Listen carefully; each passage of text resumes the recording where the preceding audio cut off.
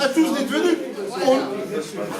On va vous servir à boire parce que je vais faire une très courte allocution. On n'est pas là pour entendre des discours interminables. C'est l'inauguration, donc c'est un moment festif et convivial.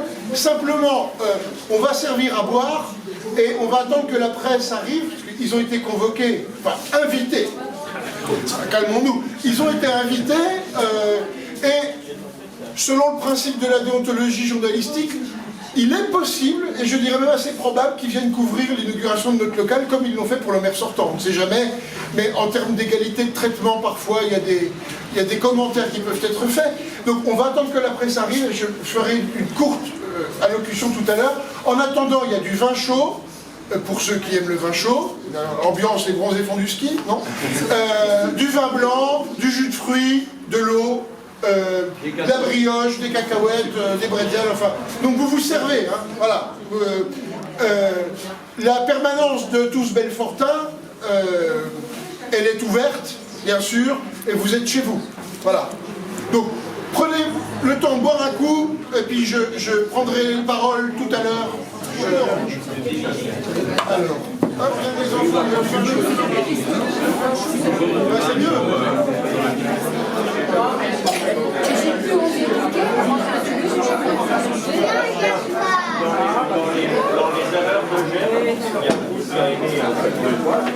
Alors mes chers amis, chers Belfortins, merci à tous d'être venus. Je vais faire court parce que vous n'êtes pas venus pour entendre des discours.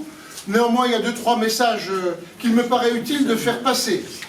D'abord, je veux dire, enfin, la campagne commence.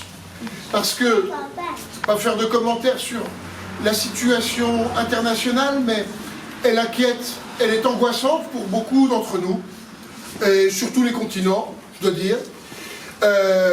Ensuite, on a eu le feuilleton, en plusieurs épisodes, peut-être même plusieurs saisons, interminable feuilleton du vote du budget de la nation, on a fini par en avoir un. Ensuite, il y a eu la trêve des confiseurs, qui dure, parce qu'on prolonge avec la galette en France, on a le plaisir de la bonne chair, donc voilà. Et les élections municipales, je pense que dans tout cela, n'était pas la préoccupation principale de nos concitoyens, ni à Belfort, ni ailleurs. Ça commence à frémir, on commence à s'y intéresser.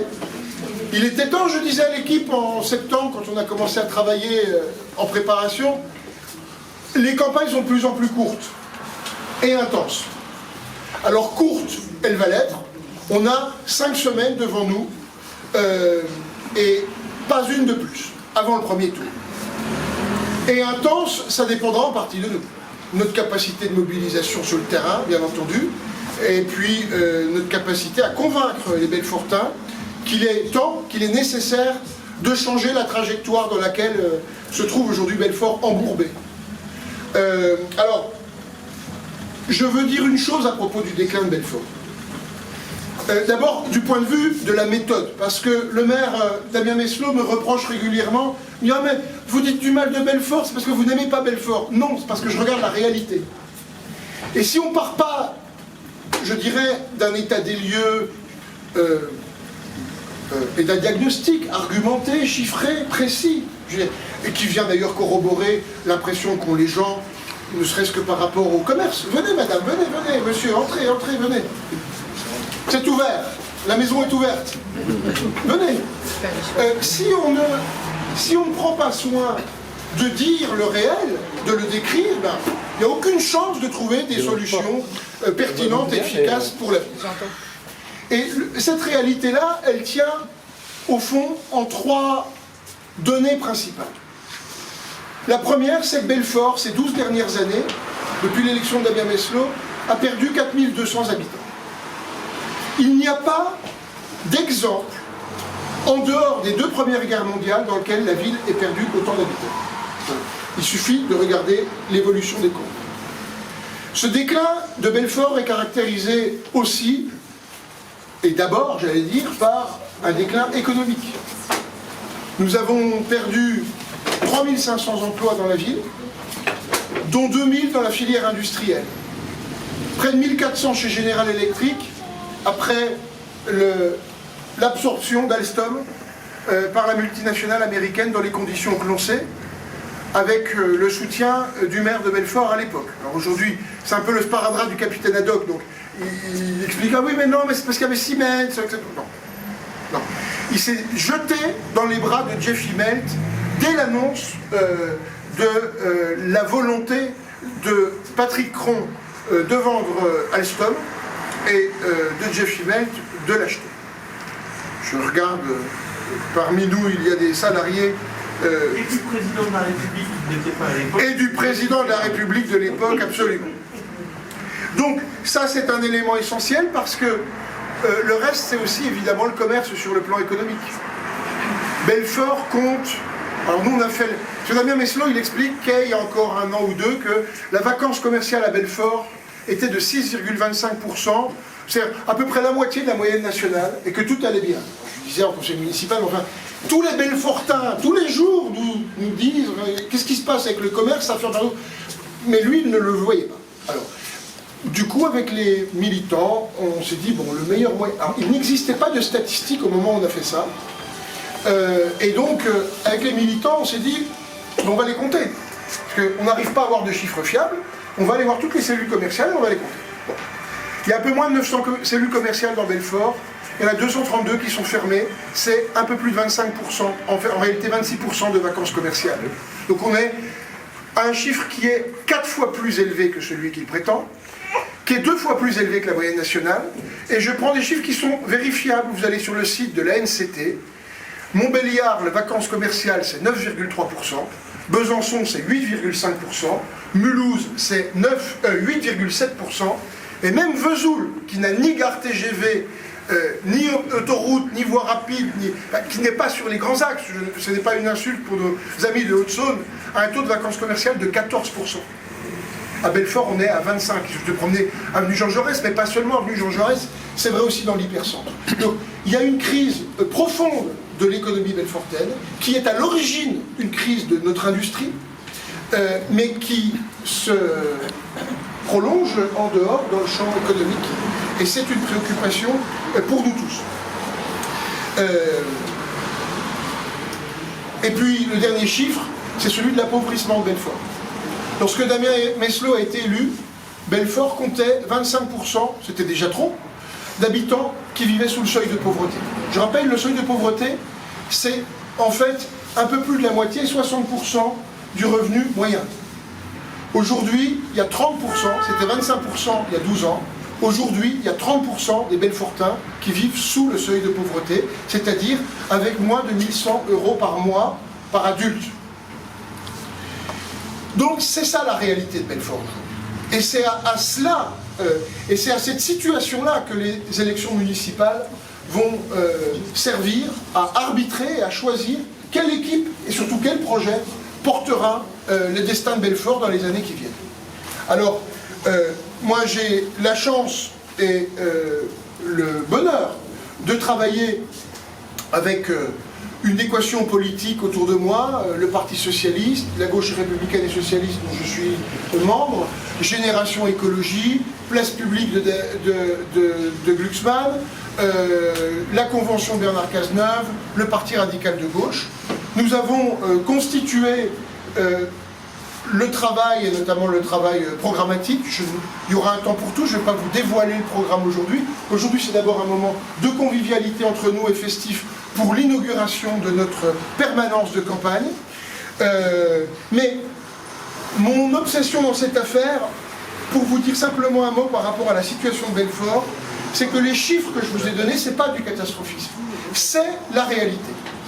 Elle n'est pas une fatalité. Nous, Belfort a des atouts.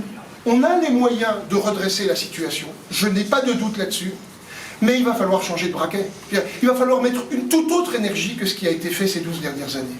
Et c'est à ça que nous avons l'ambition, avec mes amis, avec les membres de l'équipe, avec les membres de la liste, pour conduire le destin de Belfort pour les années à venir. Il est essentiel que chaque Belfortin prenne conscience qu'on est vraiment à la croisée des chemins. On est à un moment où Belfort, qui connaît une trajectoire qui est pratiquement celle de la diagonale du vide, hein, mais on n'est pas Guéret dans la Creuse, quoi, ici, en fait. Je ne veux pas être désagréable avec les gens de Guéret, s'il y en a dans la salle, qu'ils me pardonnent. Mais on n'est même pas Nevers dans la Nièvre. Les infrastructures, je n'ai pas cité l'hôpital Médian, je vois Maxime Vague, je cité l'université, l'UTBM, devenu l'UTBM, lui il a été enseignant, c'était l'IPSE au départ. Tout ça, ça a été des grandes politiques publiques. Lorsque Jean-Pierre Chevènement a pris en main le destin de Belfort, il s'est employé à faire de Belfort une ville pour la jeunesse. Alors, il y a eu énormément d'initiatives en matière culturelle, je ne vais pas toutes les citer, vous les avez en tête, mais aussi dans le domaine universitaire, nous n'avions, pour ainsi dire, pas de formation supérieure dans le territoire de Belfort il y a 30 ou 40 ans. Aujourd'hui, dans le Nord-Franche-Comté, il y a 7000 étudiants. Ce n'est pas assez. Notre perte démographique est en partie liée à cela, pas seulement à l'économie. Je compare. Nord-Franche-Comté, c'est 310 000 habitants. Belfort, Montbéliard, Héricourt, Sud-Territoire. Bon. On a 7000 étudiants pour 310 000 habitants. Comparé à Besançon. Besançon, c'est un campus de 43 000 étudiants pour une population de l'agglomération de 250 000 habitants. Qu'est-ce qui se passe? Une grande partie de nos jeunes qui n'ont pas les formations ici partent dans d'autres villes. Et ils rencontrent un compagnon, une compagne, ils font leur vie, et puis surtout aujourd'hui ils ont appris à être mobiles parce que sur le plan économique, s'ils veulent trouver un boulot, ils sont obligés de l'être. Et bien souvent, malheureusement, ils ne reviennent pas ici. Alors ça pourrait être compensé par des arrivées, mais ça n'est pas compensé par des arrivées. Donc pour nous, c'est une priorité absolue. Il faut qu'on double, au moins pour arriver à 15 000 étudiants, les formations supérieures dans le Nord-Franche-Comté à une échelle de temps réaliste, parce qu'on ne va pas vous raconter n'importe quoi et vous promettre n'importe quoi. Mais pour nous, c'est vraiment un enjeu vital si on veut que Belfort non pas survive seulement, mais retrouve des couleurs et qu'on retrouve de l'enthousiasme, de la jeunesse dans les rues, dans les bars et ailleurs, parce qu'ils ne fréquentent évidemment pas que les bars. Alors, un mot pour vous dire, et je terminerai là-dessus, que ce lieu, la permanence de tous Belfortins, ben, comme son nom l'indique, elle est ouverte à tous les Belfortins. Voilà. Nous, on n'a pas appris à faire de la politique avec des cabinets de conseil et des sondages sur les genoux tous les matins. Donc, on ne cible pas un électorat particulier, comme certains le font en banlieue, ça existe, hein, voilà, bon, c'est la vie. Ou certains qui vont cibler tous les fachos pas fâchés, les fachos fâchés, les... Bon, nous, on veut parler à tous les Belfortins, quel que soit leur sexe, leurs orientations sexuelles, leur couleur de peau, leurs convictions religieuses, on s'en fout, on parle à tous les Belfortins, parce que c'est pour tous les Belfortins que nous avons pensé le projet. Donc, cette permanence, elle est ouverte à tous les Belfortins, et voilà, saisissez-vous-en. On a besoin de vous dans la campagne qui s'ouvre, parce qu'elle commence seulement. On a besoin de vous pour aller porter la bonne parole, on a besoin de vous pour mener le porte-à-porte, on a besoin de vous pour nous aider à diffuser les documents de campagne, pour parler, pour convaincre à vos voisins, à vos amis, à votre famille, parce que ça va être une campagne blitzkrieg, 5 semaines. Mais je veux insister sur ce point. Rien n'est joué. Il y a un paysage politique beaucoup plus clair et plus lisible qu'il y a 6 ans. Alors, il devrait y avoir une liste plutôt ouvrière, mais disons, il y a 2 listes de gauche principales, il y a 2 listes à droite, il y a une liste de gauche, disons, radicale, autour de la candidature de Florian Chauche, il y a la nôtre, il y a la liste du Rassemblement National, celle du maire sortant d'Alain Meslot, puis une liste centriste. Donc, on a un paysage politique équilibré. Et donc, au fond, les Belfortins vont choisir au premier tour quelle est la sensibilité qui leur parle le plus, quelle est l'équipe qui leur paraît la plus crédible, quel est le projet qui leur paraît le plus pertinent pour Belfort. Et pour Damien Meslot, il n'y a rien de gagné. Il affiche une certaine sérénité, mais parce que c'est un acteur de talent. Mais bon, on sait que ce n'est pas le cas dans ces équipes. On a des témoignages et des... donc, je veux dire par là que tout est possible. Il n'y a aucun doute à ce sujet. La seule question pour nous, c'est d'arriver en tête des opposants de Damien Meslot au premier tour. Parce qu'il n'y a que nous qui serons en capacité de rassembler suffisamment largement pour le battre au deuxième tour.